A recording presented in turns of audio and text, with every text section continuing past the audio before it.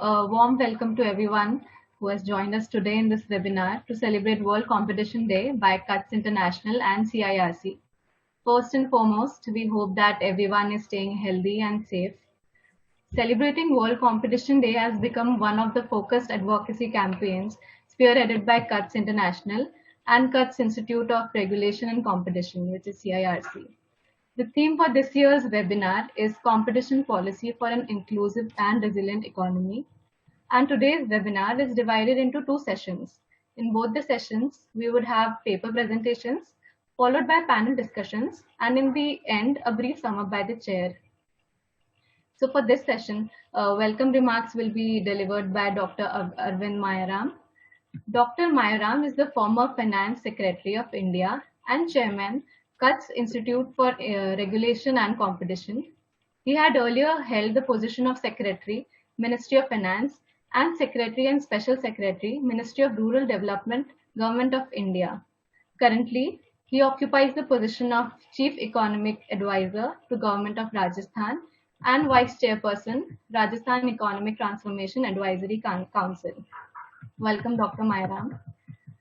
So before starting the session, I would like to make an important house announcement, which is it is encouraged to for the audience to enter their questions for the respective speakers in the Q&A tab, which you'll see below, to make the session more interactive.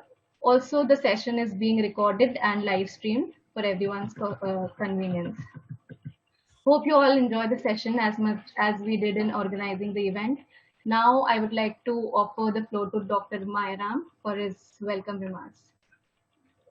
Thank you. Ladies and gentlemen, first of all, I'd like to invite you to join the session. Those who haven't, I hope they're kind of joining in quickly. And also to welcome all of you to the webinar, which is being organized to celebrate the World Competition Day, which was actually yesterday, but the webinar we are holding today.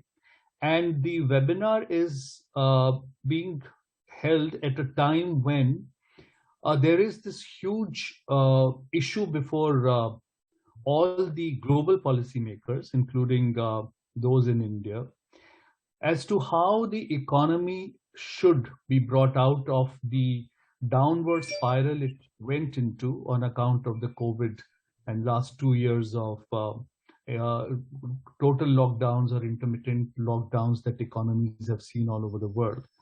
We are also at the threshold of what appears to be the third or stroke fourth wave in different countries. It's playing out differently. And therefore, the discussion on competition as a tool for providing greater resilience to economy could not be more timely. In India, we have experienced the issue in a different way, because while we have a strong competition regulation in the form of the Competition Act, in the last many years there have been efforts to put in place competition policy, but we have not yet been able to succeed in having a policy which would be robust and encompass all the sectors of the economy and also the governance of those sectors through regulations which are done by the government through directly through its departments or through regulators. This experience we have seen has worked well.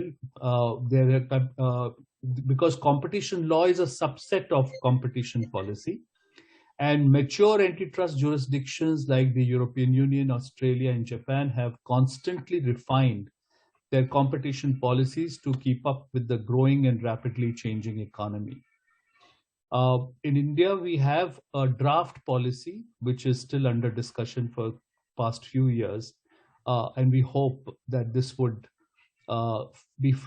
see the light of the day soon enough, because we believe that it would also, apart from other things, help in countering the rising unemployment rate.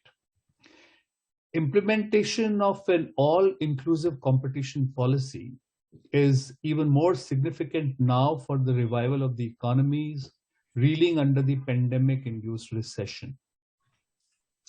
In India, the government's focus is on medium, small, and micro enterprises for a multitude of reasons. And as an average decline of 46% in 2020 and 11% in 2021 was observed in the volume of business conducted by MSMEs.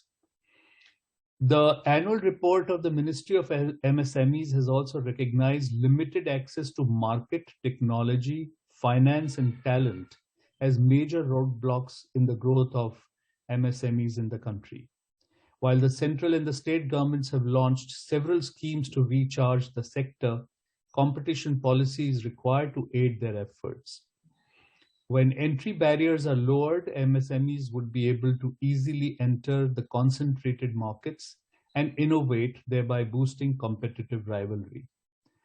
Less concentrated markets also ensure inclusive growth. So, in the light of these facts, and I think this experience would be in some form or the other across all the emerging market developing economies. I would not come in between the panelists and the audience any further.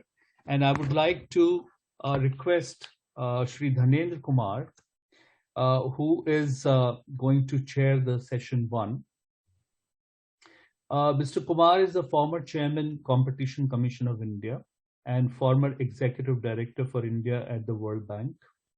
He has served as secretary in the Ministry of Defense, Ministry of Road Transport and Highways, and Ministry of Culture. He is also the founder of the chairman of Competition Advisory Services and the chairman of the Competition Advisory Services India, LLP. Shri Dhanendra Kumar, may I please request you to chair the session? Thank you. Thank you, Mr. Arvind Mayaram. Let me at the outset first thank CIRC and Mr. Pradeep Mehta for giving me this opportunity of being once again with you on the World Competition Day. And I must admire them for taking this cause so steadfastly that every year this is celebrated here, and we have kept the flag hoisted all this time throughout. I must also mention here that we are singularly fortunate in India that we have been able to conduct vaccination of almost 50% of all eligible people in the country. India, which is like a continent, 138 crore people, we have conducted both vaccinations for 50% of the population, which would be immensely helpful for economic recovery. Total vaccinations have so far reached about 128 crores out of 138, and we are on way to achieving 100% vaccination pretty soon. Competition policy, as Mr. Mayaram mentioned, the draft competition policy is on the website of the Ministry of Corporate Affairs, and I was privileged to chair this committee at that time. And Mr. Pradeep Mehta was a very, very prominent member, and there were a number of other distinguished members also. And we hope that someday it will see the light of the day. Already a number of proposals in some form or the other have been accepted or implemented, although the policy per se has not seen the light of the day as such.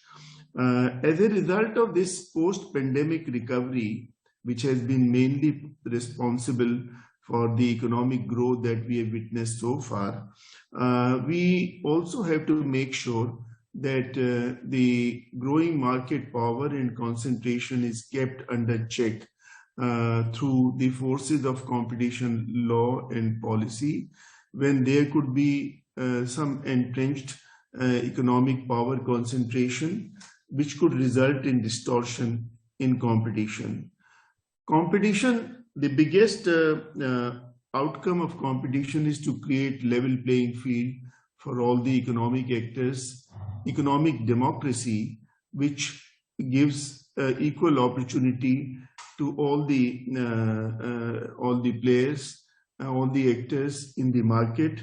And one of the distinct features we have witnessed that this year, from 1st January onwards, there have been 41 unicorns in India which have come up, startups which have attained the status of valuation of $1 billion plus. And this is more than half of the total number of unicorns in India so far, which are about 70. 41 have come up during these last 10-11 months.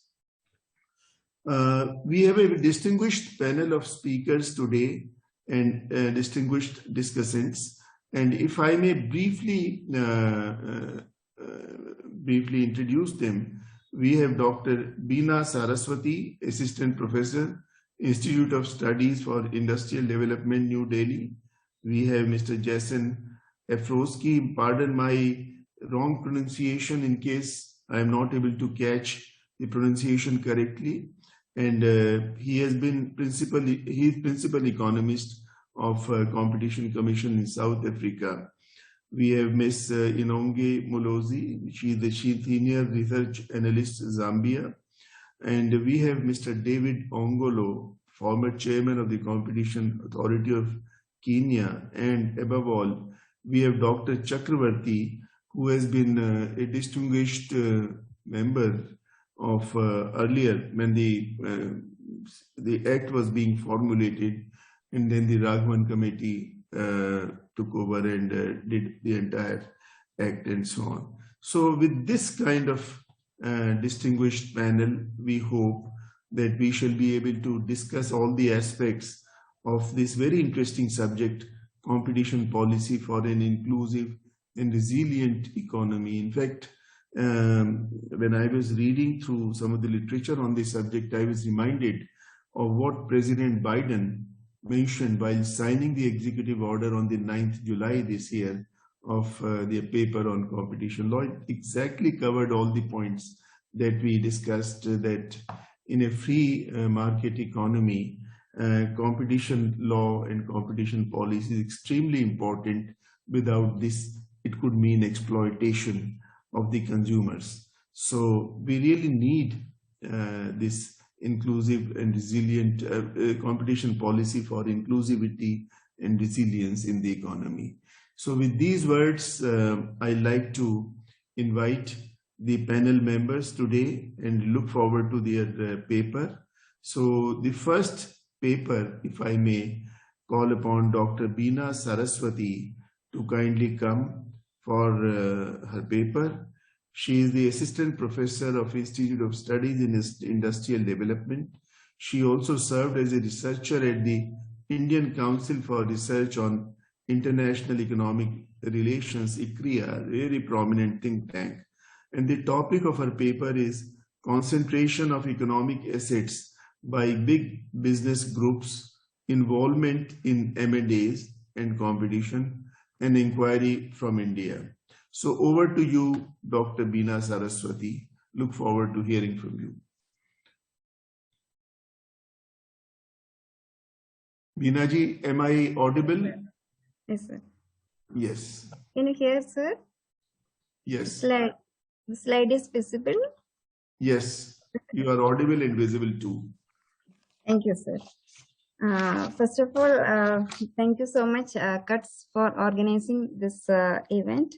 And thank you, Mayaram sir, then Narendra Kumar sir, and all other Dr. Chakravarti sir, and all other speakers as well as audience. This paper, actually, this is dealing with the M&As undertaken by business groups in India.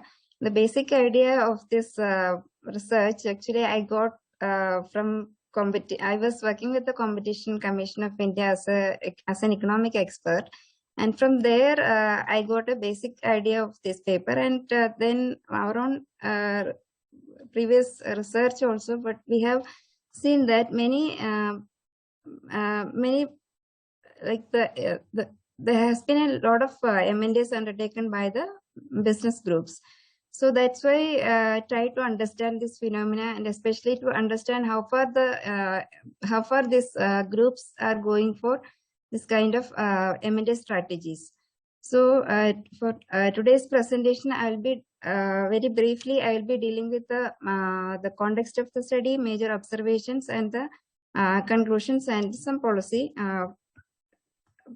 insights.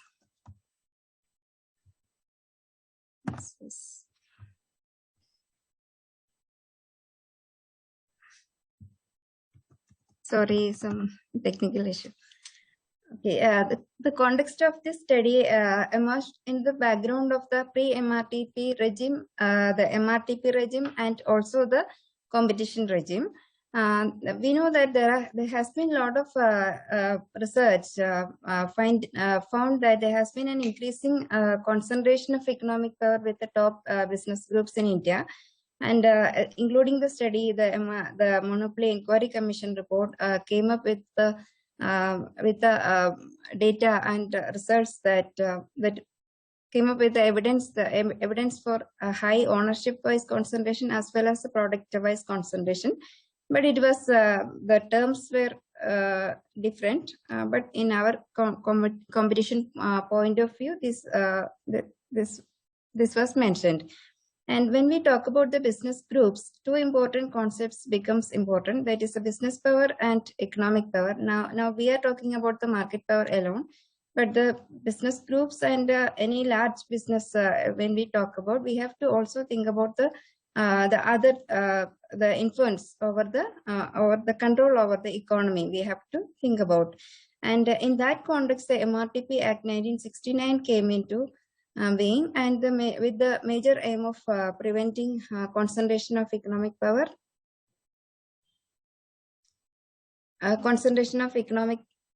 and then controlling monopolies, MTPs, RTPs, and UTPs, as the respected audience will be knowing all these things.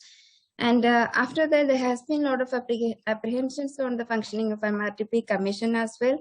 And there was evidence for high concentration of economic assets among a handful of business groups. And all this led to the amendment, and also due to the changed economic scenario, it led to the amendment of MRTP Act in 1991. And the amendment.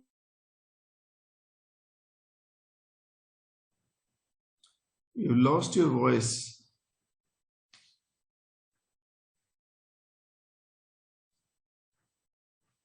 You lost your voice. Can't hear you.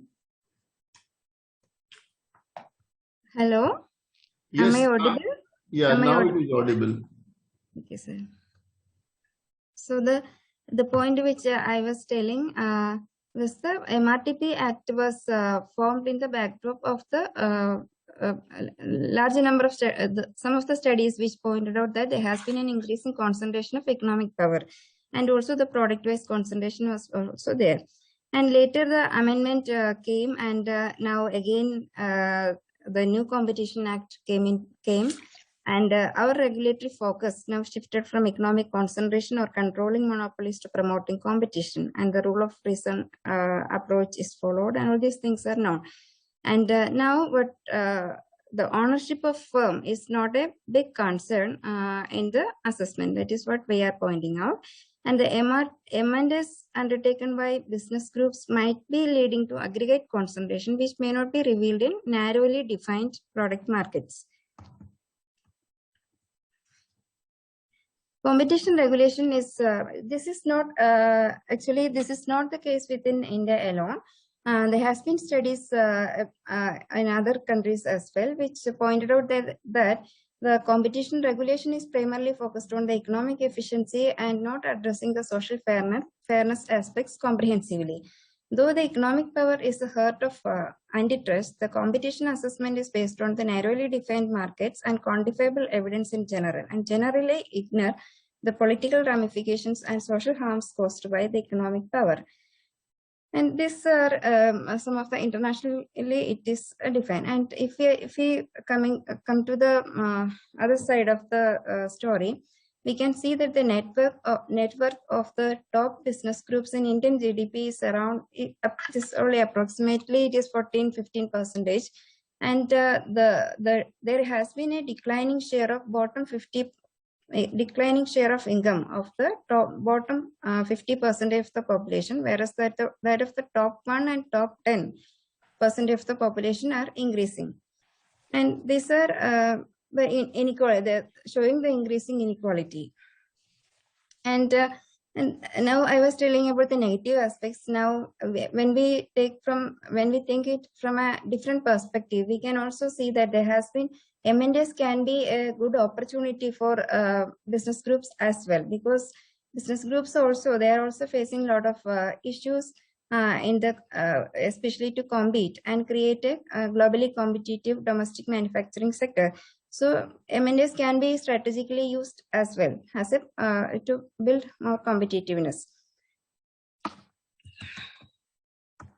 So in this context, the aim of our study is basically two. One is to understand to what extent the M&As are undertaken by the Indian business groups and what is the structure of these deals. And secondly, the competition assessment with the ownership characteristics. First, I will briefly mention the findings of the study, as the organizers asked to give the findings only. When we discuss the M&As undertaken by the business group, we have to also say that the synergy creation in the case of business groups may be much more than that of the M&As undertaken by the standalone firms. Why it is occurring? Because M&As, because the business group consists of a multiple array of units, a large number of affiliated units, and with a large number of conglomerate products as well. So they can synergize these operations through backward and forward linkages. And business group affiliation along with the M&As makes it easy to withstand competition from other firms as well. And for this study, what we have done is we have collected data on business group, and it is to be mentioned that the data on business group and M&As are really problematic. And now what we have done, we have taken the top business group as revealed by the Provost database of CMI, and that we applied with the venture intelligence database of M&As for the time period January 2004 to 2019 July. And we got information for 43 business group from venture intelligence database. And what we have seen is that 43 business groups and their affiliated companies are appearing in 1,083 transactions. And out of this, 352 transactions are minority deals or sales of various assets. And the rest, 731 transactions can be counted as majority acquisitions. And the findings are these: the top business groups are also top in consolidation activities. Tata, Reliance, and Mahindra made 34% of all these transactions. And Tata consolidated in 23 sectors, Birla in 22, Reliance in 16, and Mahindra in 14. IT and IT-enabled service consist of 18% of the all transactions. And this is followed by automobiles, basic metals, etc.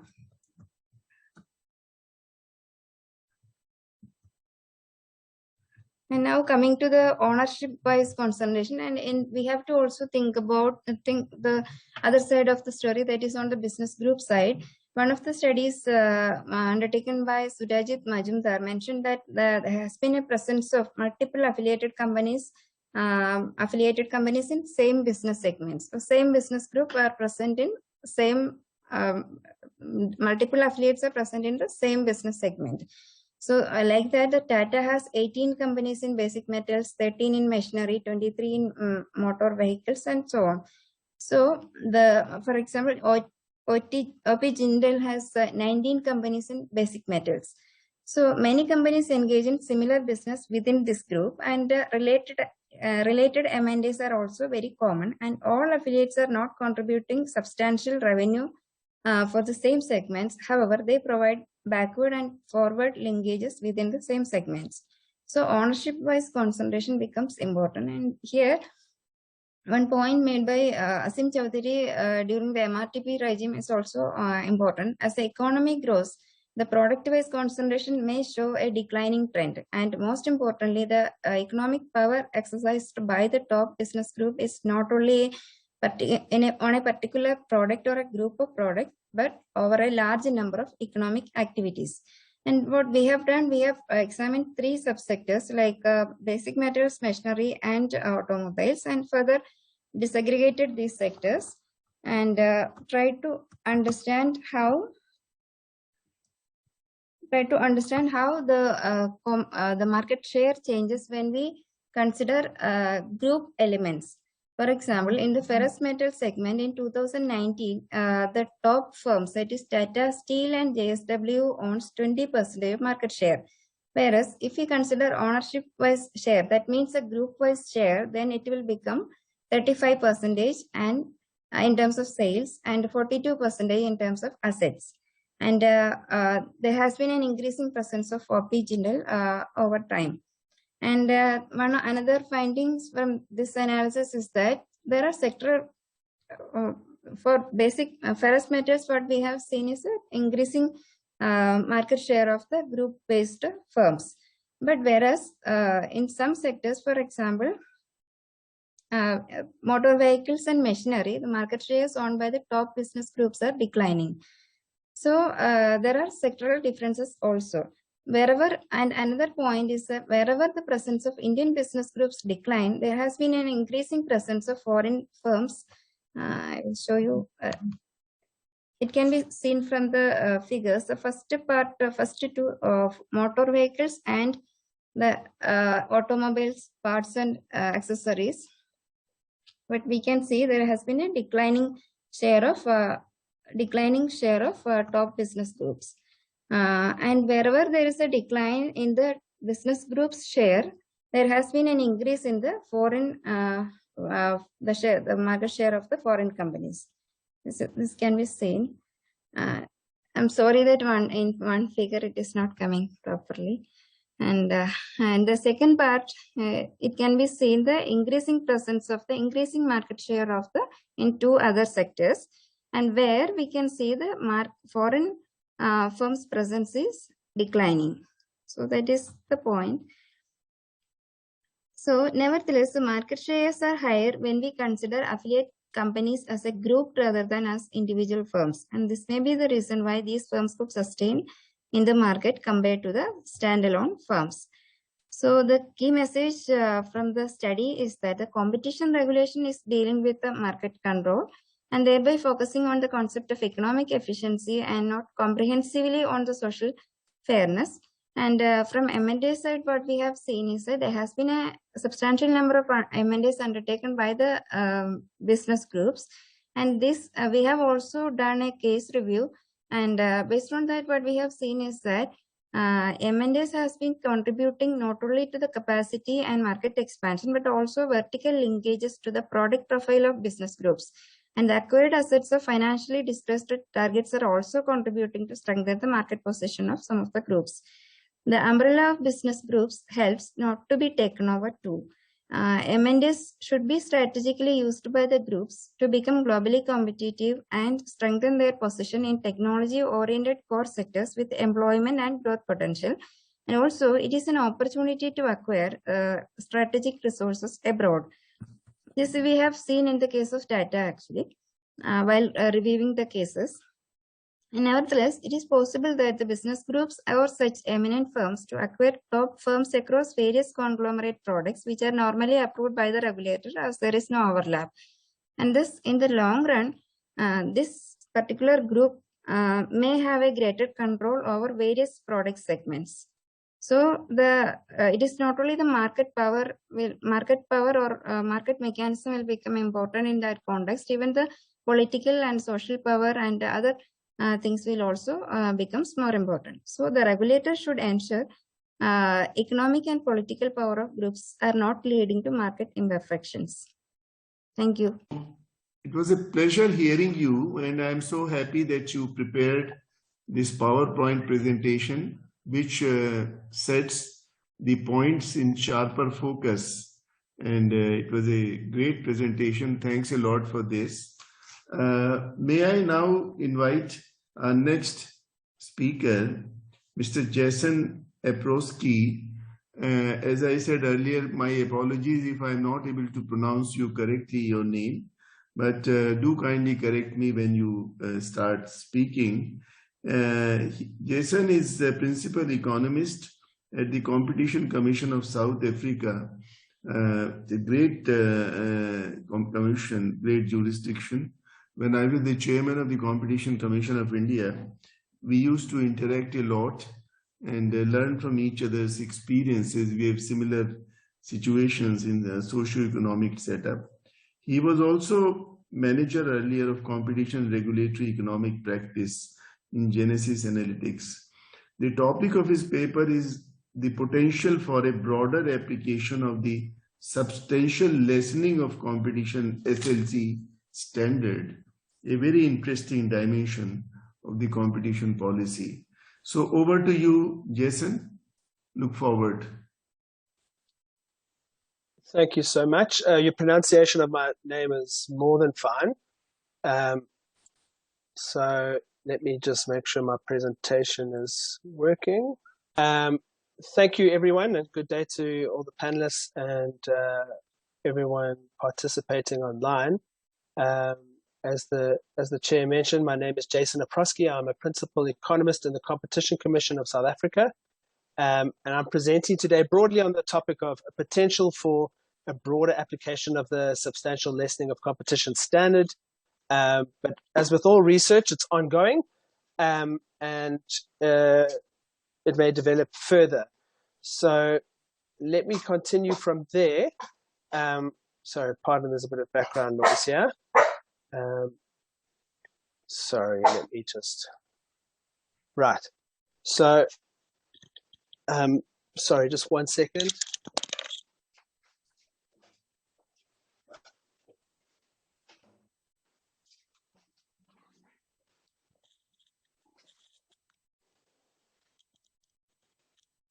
Sorry, the challenges of COVID-19 and working off-site.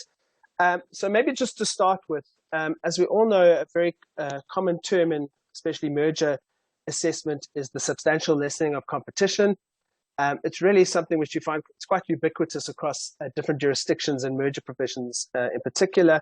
And there's similar phrasings in different jurisdictions. So for India, I understand it's the appreciable adverse effect on competition. Appreciable and substantial, probably broadly comparable in terms of how you might think about them. There are also similar phrasings in other provisions of competition legislation. So in abuse, I know in South Africa, we assess the anti-competitive effect of a conduct, but broadly, the challenges and phrasings are quite similar across different jurisdictions. The context for me thinking about this question of how we look at an SLC, how we actually assess a merger, what is the standard that we assess it by, and how do we interpret the standard, is really the context that's been particularly interesting when I think about this is really this global concern around under-enforcement. So there's a lot of research, and of course there's debate around it, but there's a lot of research around increasing margins of the largest firms across the world in different economies. And one of the theories is that this is symptomatic of an under-enforcement globally, that competition legislation and competition policy, whatever it was designed to achieve, is not doing the job we all hope for. And on World Competition Day, that's something we probably need to think about more deeply. So there are really two questions that we try to answer in our research. The first is really, at least from an economist point of view, I try not to stray into law. From a competition point of view or economist point of view, what is substantial? So we have this idea of substantial lessening of competition in the Indian legislation. What is appreciable? What does that really mean in practice? How should we interpret that?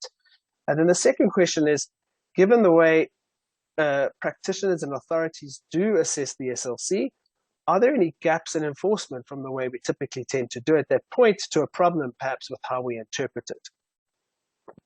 So the first point here is talking around substantiality. And the first point, which I think we can all agree with, is that substantial can't just be about magnitude. It can't be a simple thing that says in any merger, if a price effect is more than 10%, it's bad, and if it's less than 10%, it's good. There's no red line. It really depends on a few other factors, and we're trying to tease some of those out in this research. And the first point that we really show is that there's clear evidence, and I talk mainly from the South African jurisdiction, but I try to draw on others where I can. But the first piece of evidence we note is that distributive effects are already considered by competition authorities and practitioners. There seems to be an acceptance that distributive effects are important. So the idea here is that when we look at what is substantial, the impact on the poor is perhaps more substantial than the impact on the rich. So one impact, the same impact on the poor versus the same impact on the rich, you consider the impact on the poorest part of your economy or the poorest citizens as being more substantial. And there is some research into this, as well as some evidence of how competition authorities actually engage with this concept. So the first is the University of East Anglia in England. They've got a research program that's dedicated to looking at the relationship between competition and inequality. And one of the pieces of research which I've looked at is they look at mergers in the retail petroleum sector in Australia. I think it's in Perth. I can't remember where, but they've got some very good data that enable them to look at this question. And what they do is they look at these mergers over time and they say, look, on average, and typically as competition practitioners, we look at the average person, whatever that might mean. But they say on average, there's perhaps not much of a price effect from these mergers, at least something that you wouldn't think is significant. But what they were able to do is consider the price effects over time for different echelons of society, so rich versus poor and in between. And they did that by looking at the price changes in different areas, so poor areas versus richer areas. And what they found is that price impacts were much more pronounced or significant or clear for poorer consumers versus richer consumers. So you look at the average, you think these mergers haven't done too much. But if you look at poorer consumers, you suddenly start to think maybe there is an SLC here, maybe there is a substantial effect on competition. Jason, may I interrupt? Your slides are not moving, I think. They're not moving. Yeah, I think you can exit the slide mode, perhaps that would be better. Okay, what slide are you seeing at the moment? The only first one. Oh, I understand. Okay, so let me do it this way then. Is that visible? Yes. Okay. Let me just try and make it a little bit bigger by doing that. Okay. All right. So talking about substantiality, the other case that we note in our research is the CMA and the UK's the Sainsbury-Asda merger, which also the CMA placed particular focus on the distributive effects of that merger and the fact that the kind of products that were involved, it was dealing with petroleum and also the kind of basic foodstuffs that are essential to the consumption basket, and said, look, the impact on the poor is more pronounced here, and that's something that we need to be concerned about. And the other example, and there are a few more in the paper, the other example is prioritization of sectors. So competition authorities tend to prioritize certain sectors. It's often part of their strategic management of their resources. And the sectors that tend to be prioritized are sectors where perhaps would affect the poor more than the rich. So agriculture, agri-processing, but also sectors that might affect economic growth, employment, which is ultimately a policy concern rather than a competition concern. And a further example of this, moving on to the next slide, is the commission, a competition commission of South Africa, released an inquiry, a market inquiry into the cost of data services, so mobile data, essentially, in December 2019. And one of the things we focused on was what we termed anti-poor pricing. So if you look at that graph on the right, which I've just lifted from our report, this is obviously not a merger case, but it speaks to the point, is that on the left, you'll see the smallest prepaid data bundle you can buy, 15 megabytes at the time from this particular operator. The absolute price is, of course, very low. That's the blue line, it's quite low, but the implied price, the sort of cost per gigabyte or cost per unit, was very high. But if you look on the right-hand side of that graph, where you look at the biggest bundle, the 20 gigabyte, of course, there you find the absolute price is high, but the relative price, the implied price is really low. And importantly, what we established in the course of the inquiry is that this situation is not driven by costs at all. It's got nothing to do with costs, in fact. And what we found is that this is a symptom of a lack of competition in the market, that the poor were being exploited to a greater degree than the rich.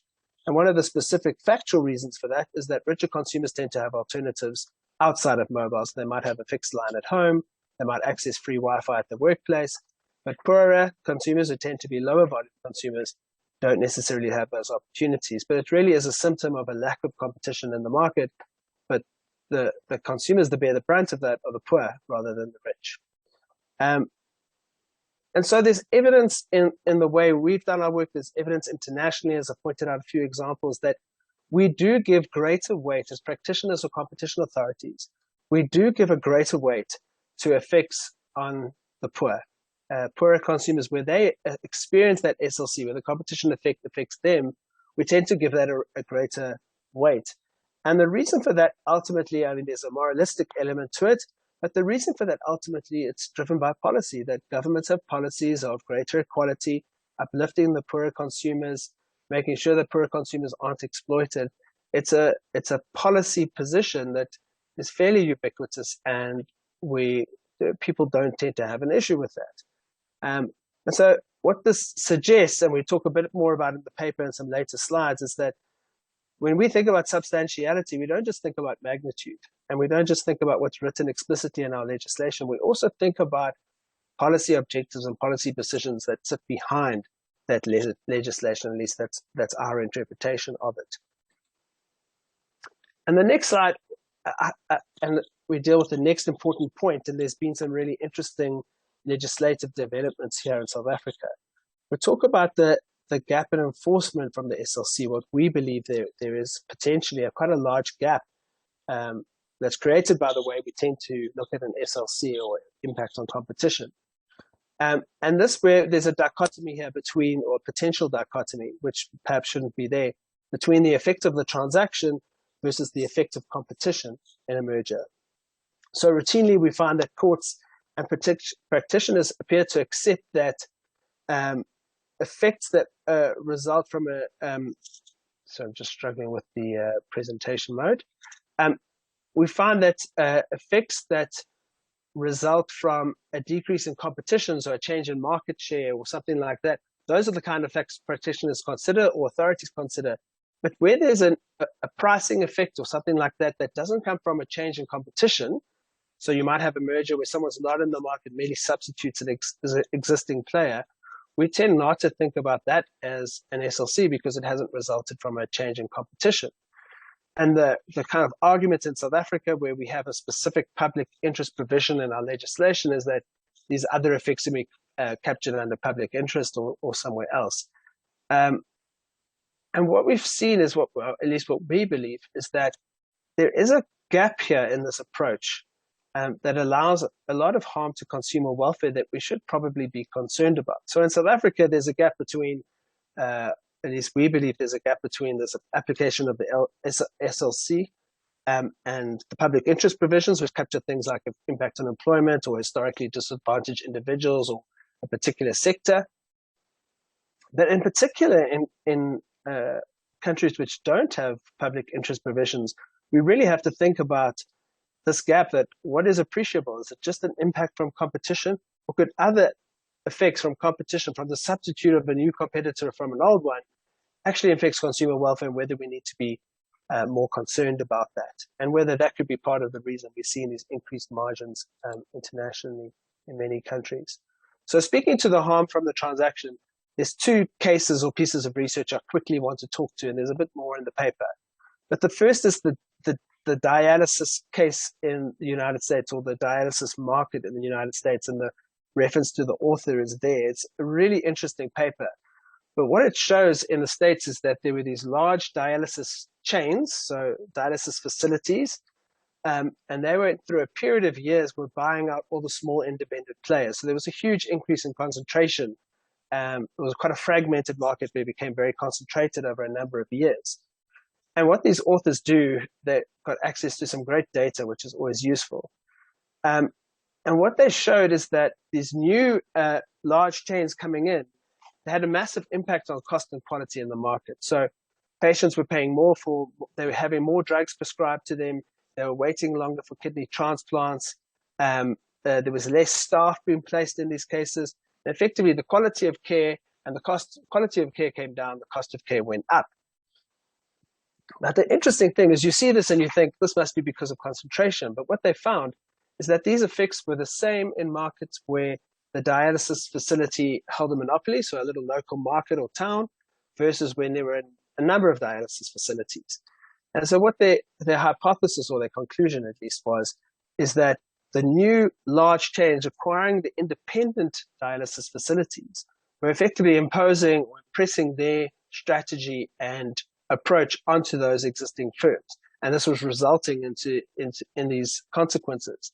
And so our view on this is, you might say that this is not a competition effect in a sense, because they said it's regardless of whether it's a competing firm or a firm that's in its own little local market, what you do find is that the acquiring firm is perhaps more willing to exploit the existing market power that was there.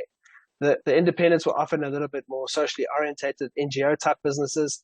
The acquiring firms perhaps a bit more profit driven, and they were more willing to exploit the market power that firm possessed. And so therefore you could say that this is a consequence of competition, even if it's just a consequence from the transaction of a firm that's more willing to exploit consumers than another firm. The second case I just want to quickly talk about is really a very interesting case, and there's been some big case precedent developments just in the last month or two, and that's the Mediclinic Matlusano merger in South Africa. Mediclinic is one of our largest hospital groups. Matlusano was a very small group of 2 or 3 hospitals, and Mediclinic was purchasing these hospitals which were in a particular area. Now, interestingly, in this case, it was common cause that pricing effects would result from the merger. So our competition tribunal prohibited the merger for a variety of reasons, but there was common cause that there would be pricing impact here because Mediclinic charges higher prices for the healthcare that it provides. But the appeal court, the competition appeal court in South Africa, actually reversed the decision because the appeal court claimed that or found that there was no increase in market power in this transaction. So these hospitals didn't really compete with each other. There was no increase in market power, therefore no change in competition, and therefore they could not prohibit the merger. On further appeal, it went to the Constitutional Court of South Africa, the highest court in the land, and the Constitutional Court reversed the appeal court decision. As it happens, they ruled that a pricing change, which is common cause between the parties, was clear evidence of an SLC. So their view was an SLC is typically associated with a price change. That's what it looks like. And the prohibition of the tribunal was in line both with the objectives of the Act and the objectives of the Constitution, being a healthcare market. And so we don't yet know how much this will impact our competition framework. But the suggestion from this Constitutional Court decision is that they say, look, the Competition Act doesn't speak about an increase in market power. It just says an SLC resulting from the merger. And so if you were to follow this decision, it could mean very much the concern that I had when I started writing this paper before this decision came out, that says we do have to be concerned about harm from the transaction. Who is buying that firm does matter, even if there's no change in market share or concentration, which I'm sure you agree is a very interesting result. So the last issue we looked at before I conclude was the importance of context. So when we think of substantiality or what an appreciable adverse effect is, or whatever jurisdiction, what words you might use, we do think first about magnitude. As much as I said, it's not about magnitude only. So we think about how much of a price increase might matter. And then what we found here is that context is important, and this is accepted. So the cases I just want to quickly touch on here are actually price gouging cases rather than merger cases in South Africa. So with the onset of COVID-19 and lockdowns that came with it, we found in many jurisdictions, there was a big onset of excessive pricing, price gouging conduct on masks and sanitizer and these kind of products, various PPE products. And what happened in the Babelegi case is that, which was where Babelechi was a small firm that was found guilty of price gouging or excessive pricing conduct, and it was affirmed in the appeal courts. The court emphasized the nature of the conduct in terms of excessive pricing in the context of a health crisis. So it said these price increases are huge, but moreover, it's price increases in the context of a health crisis, a global health crisis. And so it's very clear from the decisions that the context in which Babelechi did this made all the difference in terms of finding against it, that the context mattered. You know, that if that conduct was on a luxury good, it would perhaps have been viewed as less important, but the context was a health crisis, and it was on a face mask, which is supposed to prevent people from contracting COVID-19. So just in conclusion, look, I've covered the importance of distributive effects and the policy influence there. I've also covered this point that says, look, if we don't consider the effects of the transaction, even if there's no market structure or competition change, there's potentially a massive enforcement gap. And I think to emphasize, in countries where there is no public interest provisions in the legislation, this is potentially a much bigger gap or much bigger concern compared to South Africa. I've covered the importance of context, but the final point I'd like to leave us with today is the following, is that what our research shows, at least my interpretation of what I've read, is that policy is indeed relevant to the nature and context of competition effects of SLC, or whatever the phrasing might be. Policy is relevant in the example of the poor and distributive impacts, in the example of health impacts around COVID-19.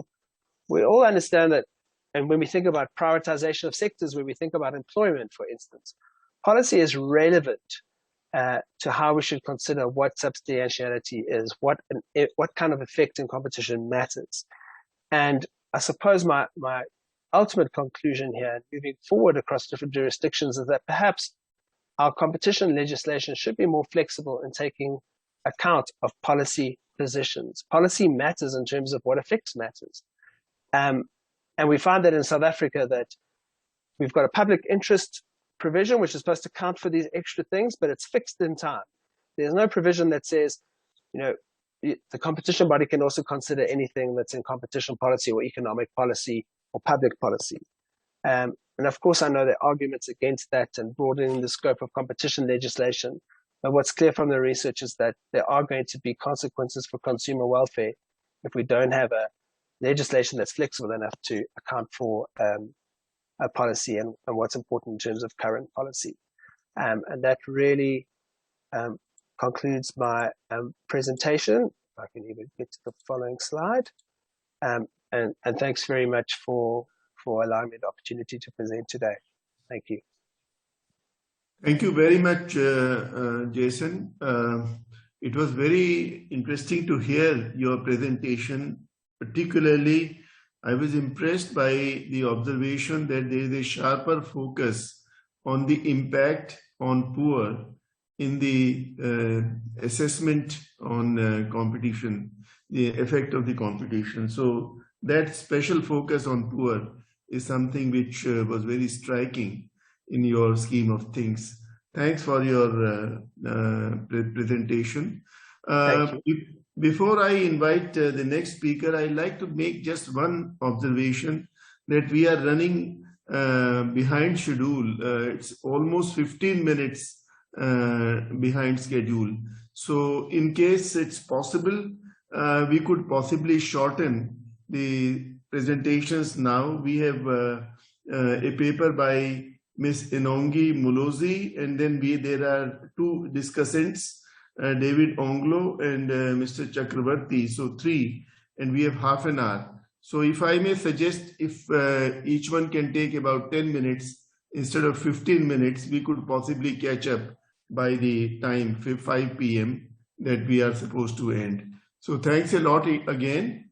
So over to you, Ms. Inonge Mulozi. She is a senior research analyst in Zambia Competition and Consumer Protection Commission, and she is going to speak on the role of competition law and policy in contributing to a faster and more sustained economic recovery while ensuring that competition is not compromised.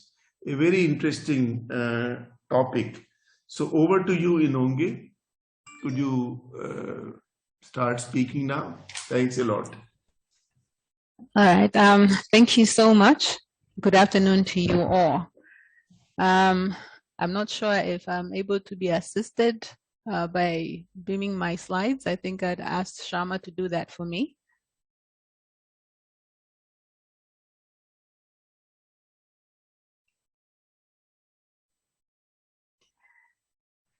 Okay, thank you. My presentation is going to highlight some of the problems that were identified in the paper. I will also look at the findings and competition advocacy agenda that was proposed. Specifically, my presentation will look at how the COVID pandemic disrupted industries in Zambia, its effects, how government responded to the COVID pandemic crisis, how competition law was applied during the pandemic crisis, the interventions, and then I will conclude. As you already know, we're already aware that the COVID-19 pandemic was declared a global pandemic in the year 2020, and the nature and spread of it caused massive disruptions to the normal flow and operations of the global economy and society at large. So the prevalence of the pandemic caused states and governments across the world to order for the restriction of trade, global logistics, travel, and operations of essential businesses and other establishments in a bid to contain the spread to the pandemic. Of course, several countries across the globe, including Zambia, we resorted to full or partial lockdowns and several restrictions, of course, to flatten the curve of the infections. A lot of businesses were not able to carry out their business operations. Of course, this resulted in knock-on effects on revenue, profits, and consumer substitutes. And we cannot hear that many economic sectors ranging from tourism, health, finance, manufacturing, provisions of fast-moving consumer goods, and agriculture, among others, were negatively affected by the pandemic. So in terms of the effects of the pandemic on the Zambian economy, of course, it had a crippling effect on the economy, and of course, it resulted in international borders being closed down, flights being grounded, and some economic sectors also being forced to close temporarily.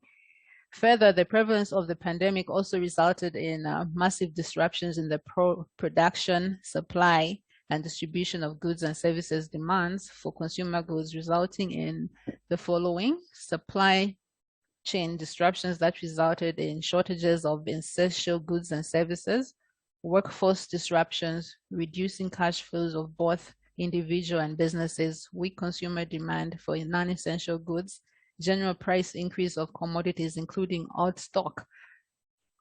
And then in terms of our response to the pandemic,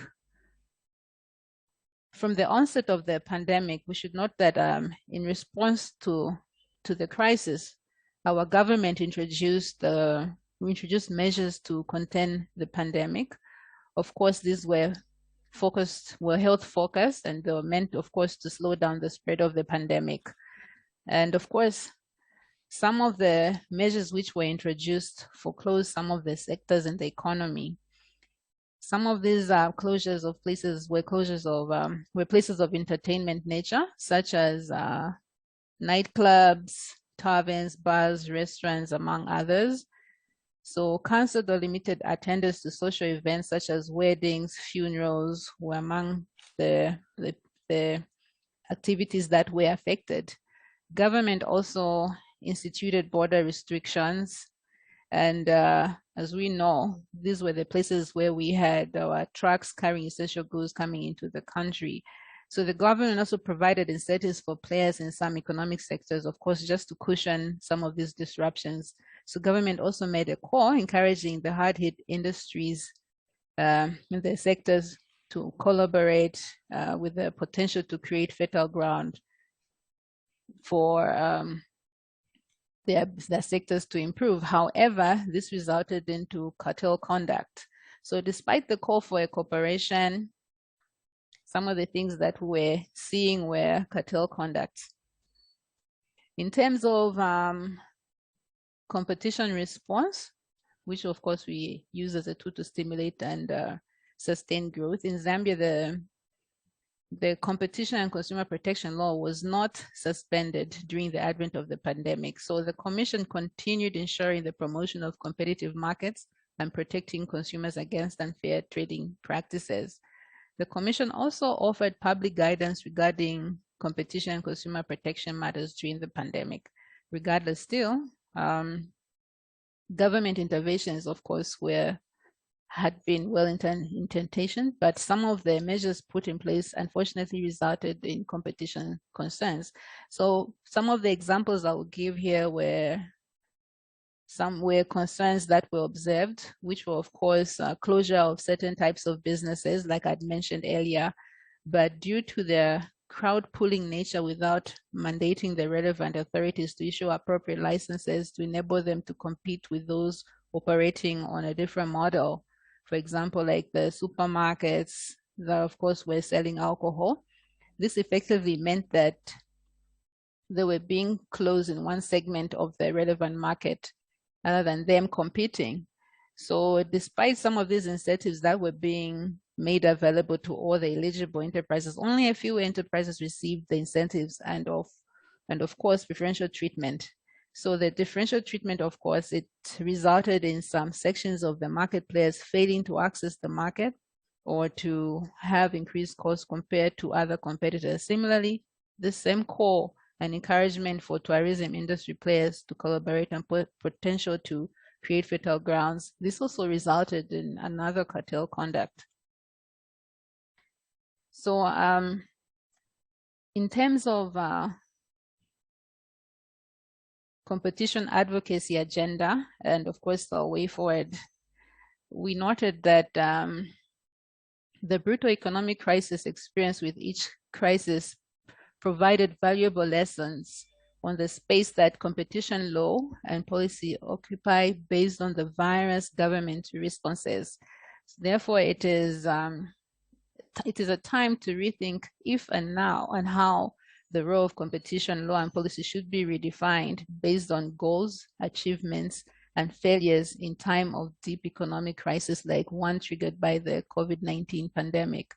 And of course, the vigorous promotion of competition in future may not be as central an economic preoccupation as it was during the first 2 decades of the 21st century. To the extent that it is still useful, there is need to rethink about the trade-offs between static efficiencies, reallocation of resources through industrial policies, dynamic efficiencies, and economic resilience. At the very least of it, governments such as ours, of course, will have to take a longer and more dynamic view of the process of competition than they have in the past and adopt their reasoning with respect to state aid, crisis cartels, or measures to circumstances of disequilibrium caused by an exogenous shock to the economic system itself. So just to mention that, of course, the flexibility needed in times of economic crisis is for both the issue of public support to companies experiencing temporary liquidity problems, as well as the mechanisms for reinforced cooperation between economic actors, including competitors. And in times of economic disruptions, an adequate competition policy as well as its efficient enforcement is key to strike a fair balance between the need to allow certain flexibility to operators engaged in economic stability and recovery. And this is the end of my presentation. I've tried to really shorten it. Thank you.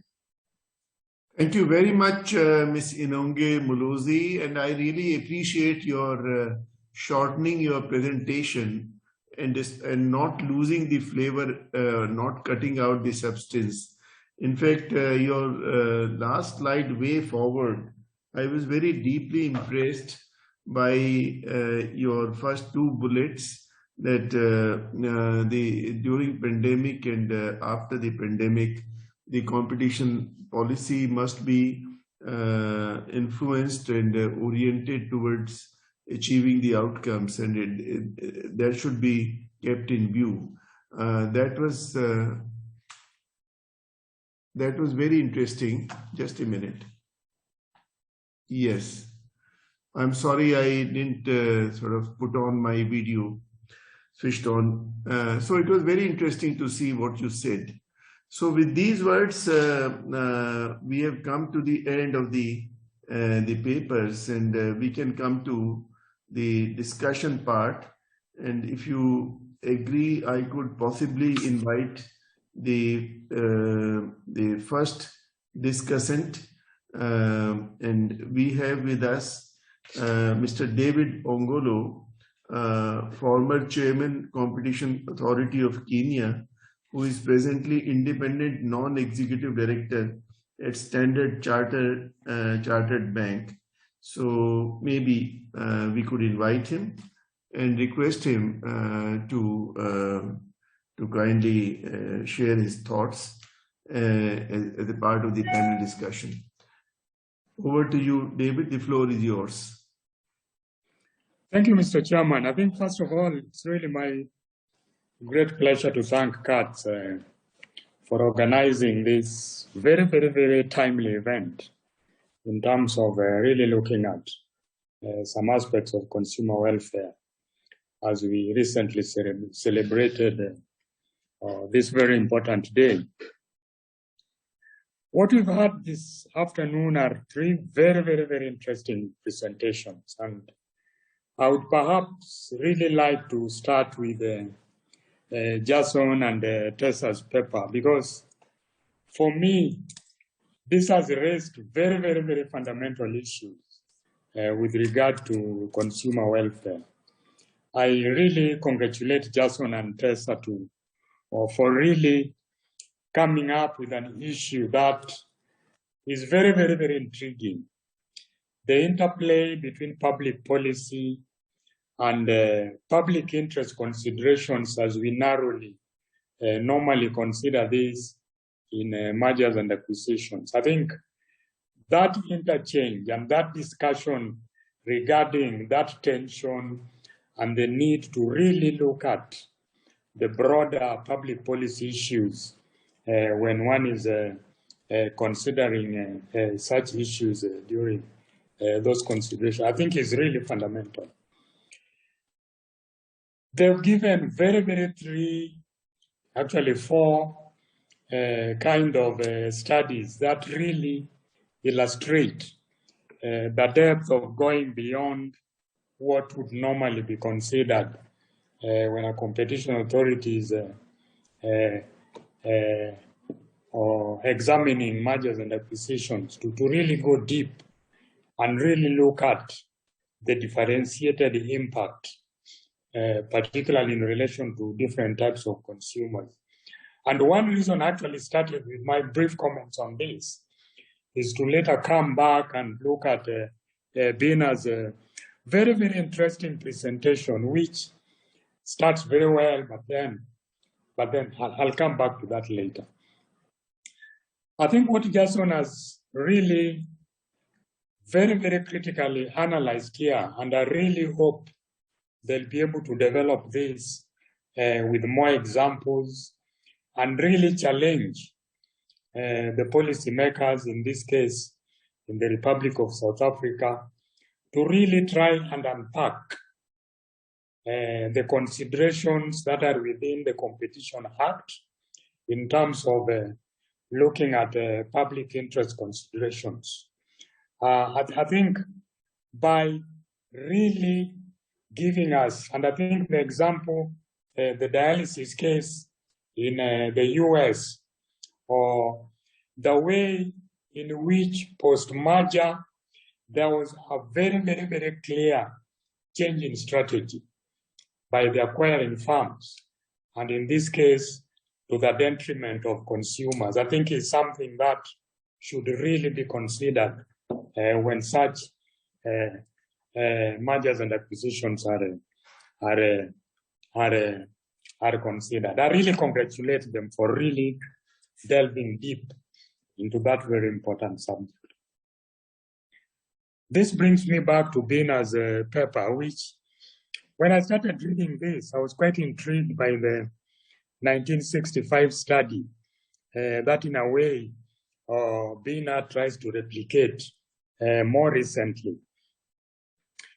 What intrigued me was the central place of medicines and pharmaceutical sector in that 1965 study, and the way in which over the years, when BINA gave a presentation, I was actually looking out at where this particular sector would have stood almost 35 years later. And this is something that maybe BINA or you could take a quick look at, because the way in which the mergers and acquisitions in 1965, pharmaceutical sector was right at the top. The cases where you have analyzed more recently, or I noted that that particular sector does not appear. So I was quite curious in terms of what happened to more recent mergers and acquisition with respect to that particular sector.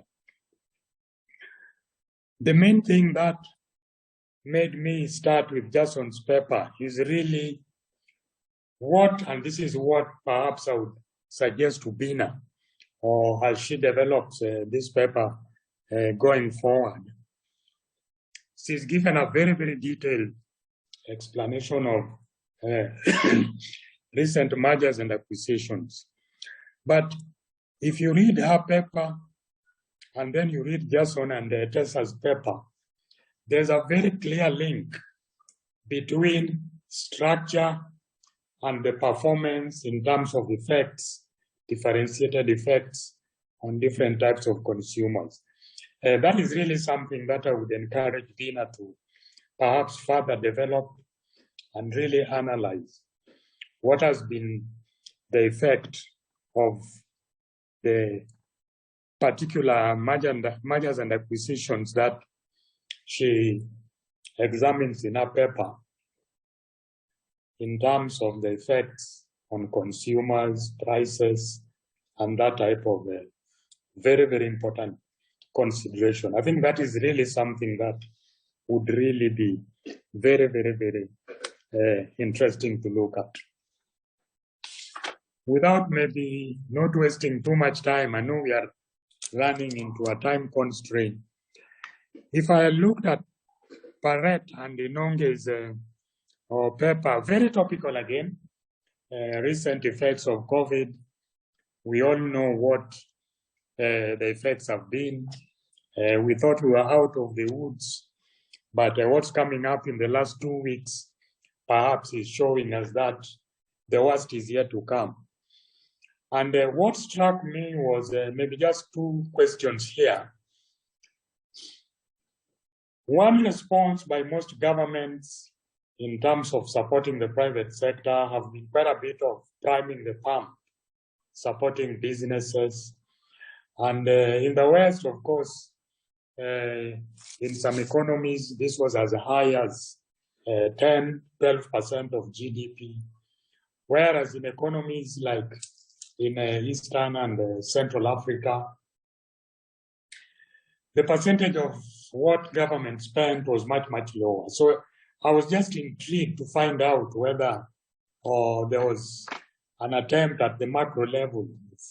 Inonge or Parrett might know what kind of share of government expenditure, say in the year 2020, are we talking about here? It's just something that crossed my mind. The other thing that I found quite interesting was the kind of anti-competitive effects that resulted. And I think she gives the example of the tourism sector. I would have really wanted to get a bit more details on that. Exactly what was seen as some of these cartel-like effects of the government measures as a result of some of the pronouncements that they made. I think maybe I could stop there. I want to talk on and on, but I think in the interest of giving my other co-panelists an opportunity to also talk, I'll stop there. Thank you, Mr. Chairman.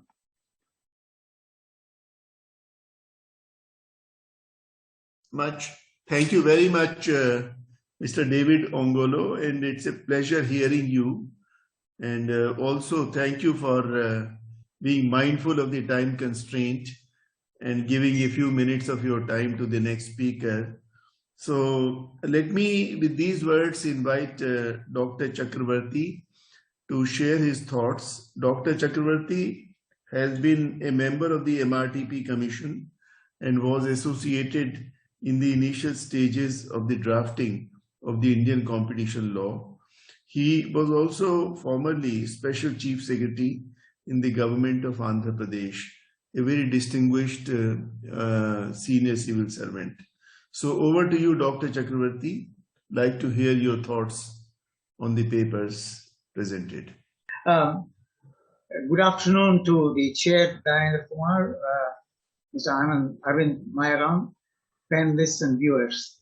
I feel privileged to be invited to play the role of a panelist discussant. The subject has a wide sweep and, if I may say so, is complicated. To foster competition and embed competition culture in the market are by no means an easy task. Our three eminent speakers have all done an excellent job of flagging issues germane to the theme of the webinar.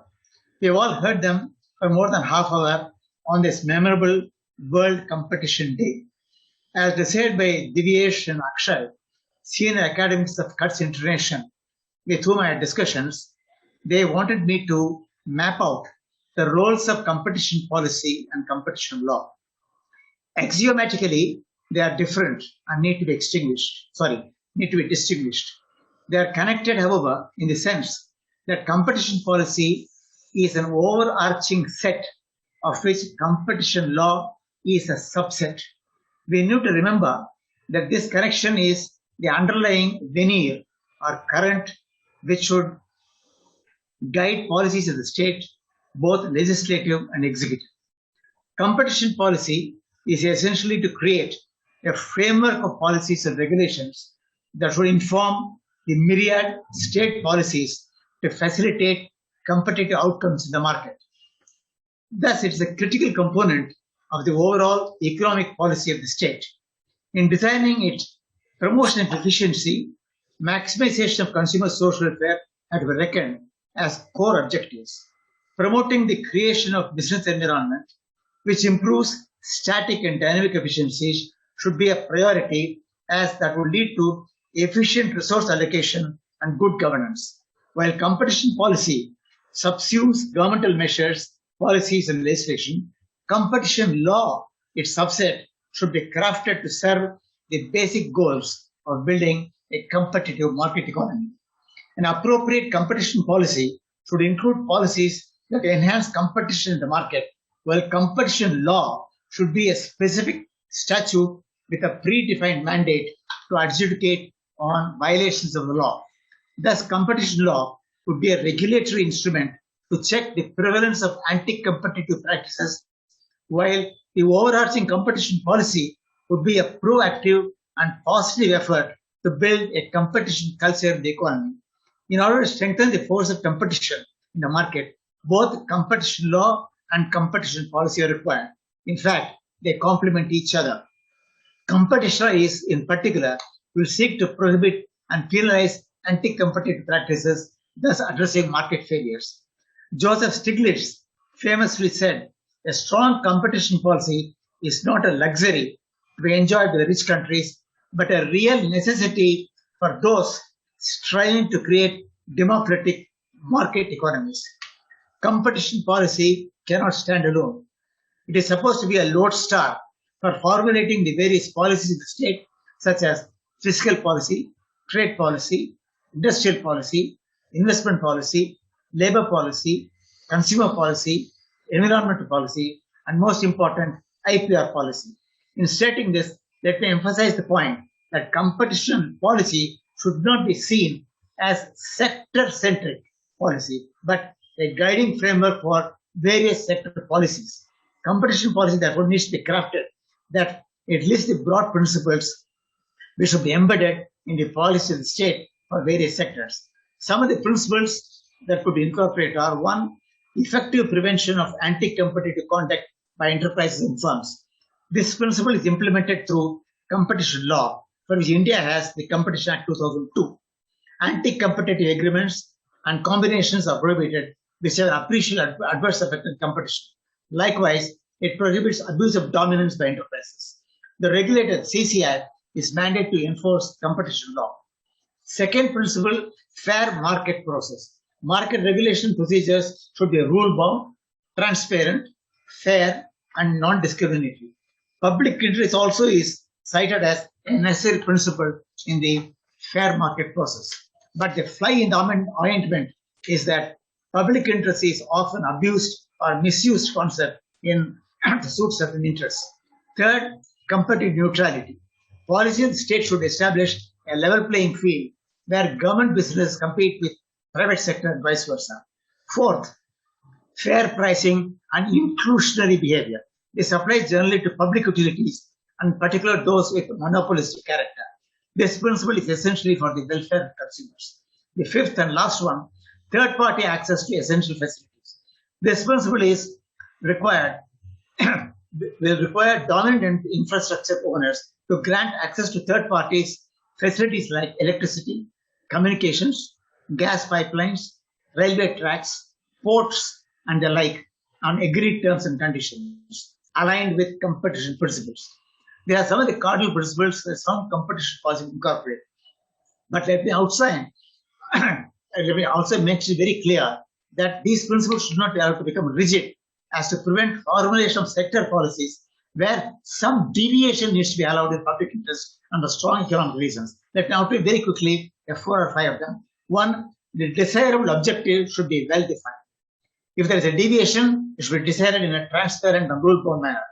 It should be non-discriminatory between public and private enterprises and even between domestic and overseas enterprises. The deviation should have the least anti-competitive effect. 5, the deviation should not be a rule, but an exception with accountability. In other words, there should be an inbuilt sunset clause to ensure that it's invoked till it's absolutely necessary. I would not like to go into the Indian Competition Act because of want of time. I was only mentioning there are 4 pillars on which competition stands. 1, anti-competitive agreements. 2, abuse of dominance. 3, regulation combinations. And 4, advocacy. Now, I don't want to go into those things except to say that in the previous paradigm, in the MRTP Act, dominance was bad, size was bad, monopoly was bad. In the new paradigm in the Competition Act, dominance is fine, but abuse of dominance is bad. Size is fine, but abuse of size is bad. Monopoly is fine, but abuse of monopoly is bad. Thus, the new Competition Act of 2002 takes into consideration the new paradigm. One asks a question, if the canvas I have described here, I have listed the principles, is too large to craft a competition policy. Yes, I agree. It's a large canvas and it's also complex, but one should not shy away from giving it a shape, but attempt a workable paradigm of competition policy. Cuts has done remarkable work in this area of competition policy. Led by Sri Pradeep Mehta, Cuts has created a niche and a fountainhead for the concept of competition from which have flowered research papers, academic treatises, and what have you.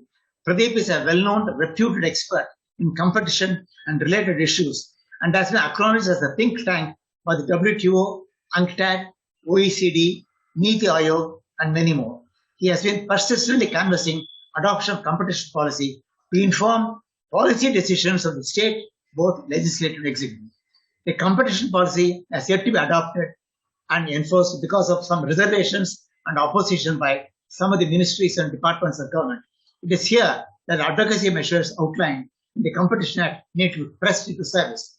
Even though there are headwinds to overcome, I am not pessimistic but optimistic that not before long a sound competition policy will be in place to guide our country and the state to formulate policies both legislative and executive. Let me conclude by a quote attributed to Amit Kalantari, who observed that seeing the mud around the lotus is pessimism. Seeing a lotus in the mud is optimism. I thank CUTS International and CARC for inviting me to be a panelist in this webinar.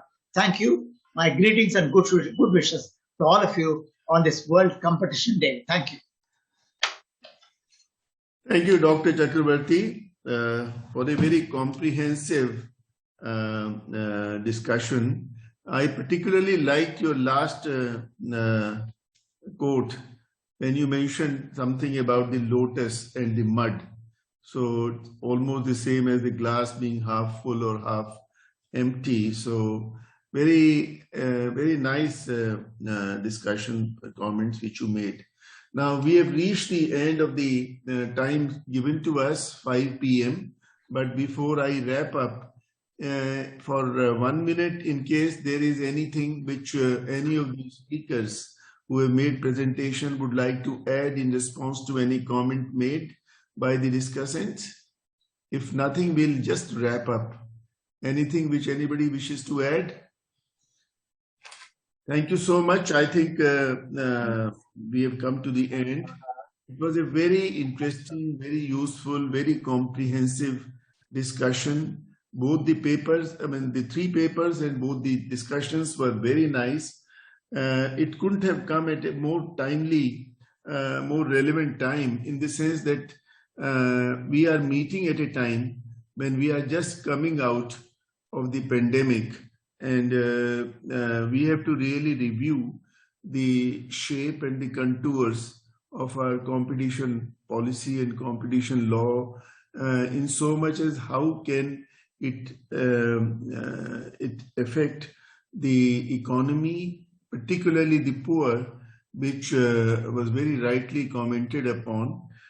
So we have to be mindful of the fact that during the pandemic, because of the distance and because of the various factors, digitalization was the main instrument of technology which steered the economy, whether e-commerce or whether in medical consultation or education and so on. So digitalization became the main platform. This also gave rise to a number of features wherein, as it was commented upon, sometimes the poor became poorer and the rich became richer. But this was not the fault of digitalization, which is a great instrument, great platform. And it has opened a huge array of possibilities, artificial intelligence and machine, Internet of Things and so on. But those technologies have benefited some people more than the others. So we have to see how best we can make sure that that this era we are in a position to use the instruments of competition law and policy in a manner which gives a more equitable, more sustained and more inclusive and resilient economic outcomes. So with these words, I would like to once again congratulate CUTS and the CRIAR for CIRC for keeping up the tradition of having this discussion on the competition day. Convey my greetings to them, the entire team of CUTS and CIRC, and thank you all the speakers, all the discussants, all the panelists who have taken the trouble of participating, and above all the participants. I think there have been 43, 44 participants all through for the patient listening. So over to you, Manavat, for your subsequent proceeding. Thank you so much. Thank you, Dr. Kumar. Also, thank you so much to all the panelists as well as the presenters. So now we'll take a break for 15 minutes, after which we'll start with our session 2. Hope to see you all after 15 minutes.